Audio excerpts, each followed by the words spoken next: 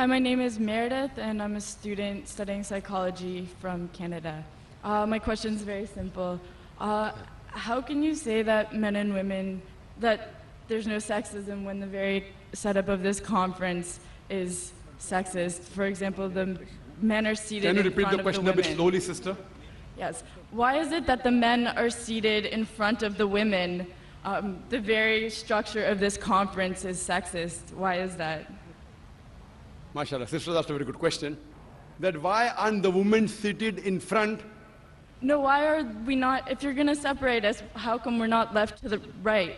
Correct, right. Why is one in front Sister, of the that's a very other? good question. That why are the women, if you believe in equal, why not left and right? Why not? It's a very good question, sister. Because the Quran says in Surah Nur, chapter number 24, verse number 30, say to the believing man that he should lower his gaze and guard his modesty. Whenever a man looks at a woman, any brazen thought comes in his mind, he should lower his gaze.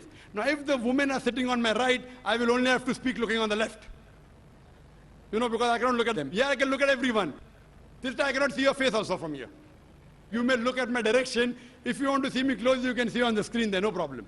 But for me, the Quran says, the moment I look at a woman, I should lower my gaze. Unless she's my wife, or she's my mother, she's my daughter. And if someone says that someone looks at a woman and nothing happens to him, then it requires a psychiatrist.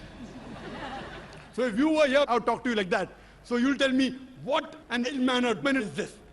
You know, showing me his back. Now my gaze is there. Knowing the microphone, I cannot see you. I can just see, okay, just a little bit here and there. So I'm maintaining my hijab. Now when we have lady speakers speaking, only ladies, front row, no problem. So what happens? Because it's a gent speaking, there are occasions, some occasions, then we have to keep a partition, and we can do that. And we have done that. But there's such a vast gathering, so many cameras, it will obstruct. So that's the reason, but in no way are we trying to say that the women are inferior.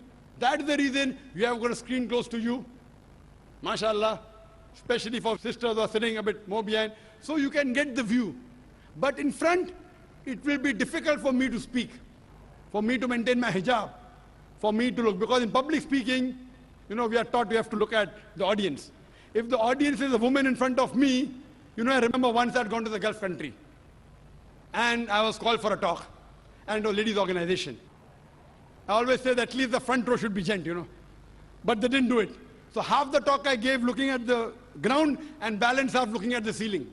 Down, ceiling, up. Believe me, I was in hell. Not because I was in company of ladies. I was in hell because half my lecture I gave looking at the ground, and half my lecture looking at the ceiling. I had to maintain my hijab. Here I can talk to the person, I can look at him, I can stare at him. If he's sleeping, I stare at him, he stops sleeping, you know.